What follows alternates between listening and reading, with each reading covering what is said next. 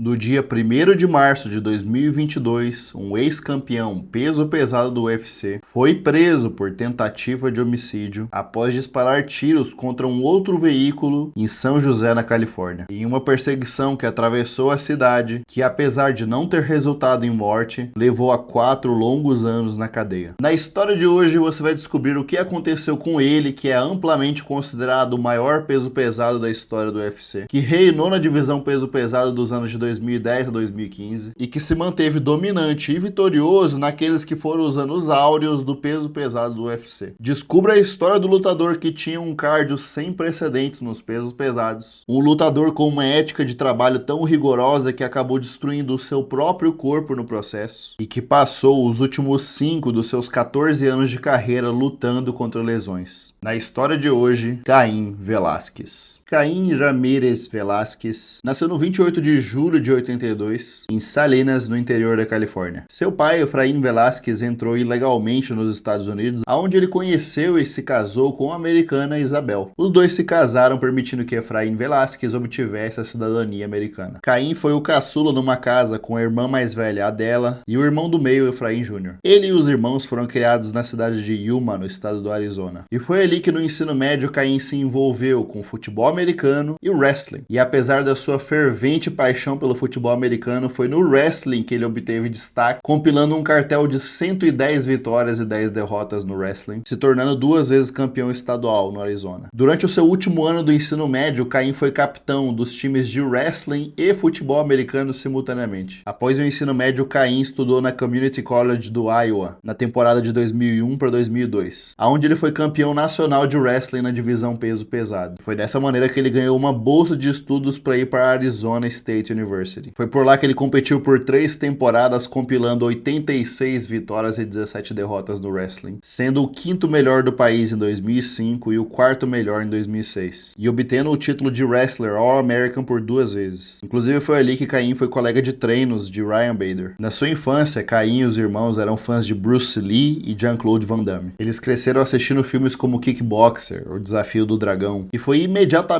após a sua formatura na faculdade que Caim Velasquez ingressou no mundo das lutas, entrando para a AKA, American Kickboxing Academy, tendo como mestres Daniel Cormier no wrestling, Javier Mendes no kickboxing e Leandro Vieira no jiu-jitsu. Velasquez fez a sua estreia profissional no 7 de outubro de 2006 contra o também americano Jesse Fuyarchik, na promoção Strikeforce. E diferente do que muitos lutadores faziam e fazem até hoje, Caim Velasquez não começou em eventos desconhecidos só para montar um cartel bonitinho para chegar grandão nos eventos maiores. A estreia dele já foi no Strikeforce, um dos maiores eventos da época. Caim precisou de apenas 1 minuto e 58 segundos para nocautear o seu primeiro oponente. O que estava acontecendo aqui é que basicamente o Caim Velasquez, que já era um monstro desde os 15 anos de idade, era a última luta que qualquer lutador peso pesado em começo de carreira quer arrumar. Então não é exagero dizer que o Caim Velasquez, com apenas uma luta no cartel, era tamanha encrenca que para a segunda luta dele ele teve que ir até a Rússia, onde apenas 2 meses após a sua estreia, Caim enfrentou o então invicto Jeremiah Constant, e um dos maiores eventos da época na Rússia, o Bulldog Fight. E novamente Caim nocauteou no primeiro round com apenas 4 minutos de luta. Nessa época o que estava acontecendo na carreira do Caim Velasquez é que ele era basicamente uma besta enjaulada que tiraram da jaula, monstro do wrestling, um cara que pro tamanho dele ele tinha um cardio absurdo e que lutava num pace que então era algo que a gente estava acostumado a ver nos pesos leves. Ele estava marchando para cima dos oponentes num ritmo inexplicável e depois de apenas 2 lutas, ninguém queria lutar com ele. Foi inclusive por pouquíssima coisa que a gente não chegou a ver Caim Velasquez no Pride, porque foi justamente no ano seguinte, em 2007, que o Caim estava gigante, chegando com tudo, que o Pride Championship acabou e foi comprado pela Zuffa, dona do UFC, e todo o plantel de lutadores do Pride veio junto com essa compra. Então não é loucura dizer que num multiverso onde Caim Velasquez chegou uns 2, 3 anos mais cedo no mundo do MMA, ele poderia tranquilamente ter lutado com o então GOAT invicto do peso pesado, Fedor Emelianenko. Imagina só essa luta. E como Caim simplesmente não encontrou oponente para ele, foi apenas 1 ano e 4 meses depois que o UFC assinou o contrato com ele, e com um cartel de apenas 2 lutas e 2 vitórias, Caim Velasquez chegava para sua estreia no UFC. Coincidentemente, naquele mesmo ano de 2008, um outro figurão havia havia acabado de chegar no UFC, mas diferente de Caim Velasquez, o grandalhão da luta livre Brock Lesnar, que chegou com apenas uma luta e uma vitória no UFC, foi finalizado por Frank Mir na sua primeira luta no Ultimate. Enquanto que Velasquez precisou de apenas 2 minutos e 10 segundos para nocautear o também estreante Brad Morris. E em defesa do Brock, tadinho, ele chegou no UFC já pegando um cara muito mais macaco velho que ele, que era casca grossa inclusive de jiu-jitsu, que finalizou não apenas ele, mas também a lendas do MMA como o nosso Rodrigo Nogueira Minotauro. E como eu falei agora há pouco, o UFC nessa época havia acabado de comprar o Pride, e foi assim que várias das lendas que brilharam no Pride chegaram para lutar no UFC. Nomes como Rodrigo Minotauro, Maurício Shogun, Vanderlei Silva, Rogério Minotouro, Dan Henderson, Mirko Filipovic Crocop, Alistair Overeem e Mark Hunt. Então isso que estava acontecendo aqui no finalzinho dos anos 2000 seria o prefácio dos anos 10, que foi a era de ouro do peso pesado do UFC, onde a gente tinha todos esses nomes que eu acabei de citar e mais alguns brilhando no peso pesado. Nas próximas 4 rodadas, Caim Velasquez acumularia mais 3 nocautes e uma decisão unânime pro cartel, em performances não apenas dominantes, como um tanto assustadoras. Porque, novamente, Caim Velasquez era um peso pesado que se movimentava com um cardio infinito e com velocidade de um peso leve. E apesar do shape de pai de família cansado, não se deixe enganar, porque esse cara aqui era o cara mais assustador do peso pesado da época. E apesar de Caim ter enfileirado 7 vitórias e 0 derrotas, tendo 5 vitórias consecutivas no UFC, nessa mesma época o grandalhão Brock Lesnar enfrentou o veterano do Pride, Heath Herring, vencendo a luta por decisão unânime, e na luta seguinte ele já obteve o title shot contra o então campeão Randy Couture. E é por esse e outros motivos que a gente sempre ouve falar de um negócio chamado Dana White Privilege, o privilégio da Dana White, e como a gente pode ver no gráfico já acontece há muito tempo, que é basicamente o UFC pegar um cara e botar ele no pedestal pelo grande potencial comercial de vendas de pacotes pay-per-view que esse cara tem. Não foi com o Conor McGregor em 2015 que isso começou. Historicamente, apesar da gente ter outros grandes campeões antes dessa época aqui, o primeiro grande acelerado pelo Dana White foi Brock Lesnar. E como eu disse, era um figurão da luta livre, atleta fenomenal de wrestling, mas que não tinha um background forte de striking, não tinha jiu-jitsu, chegou no UFC com uma luta e uma vitória, perdeu a estreia, venceu apenas uma luta por decisão e na 4ª luta da vida recebeu o title shot pra lutar com o Randy Couture. E daí assim, o Brock venceu a luta por nocaute no segundo round? Venceu. Foi uma luta absurdamente dominante que ele pegou o Randy Couture, tirou ele pra nada?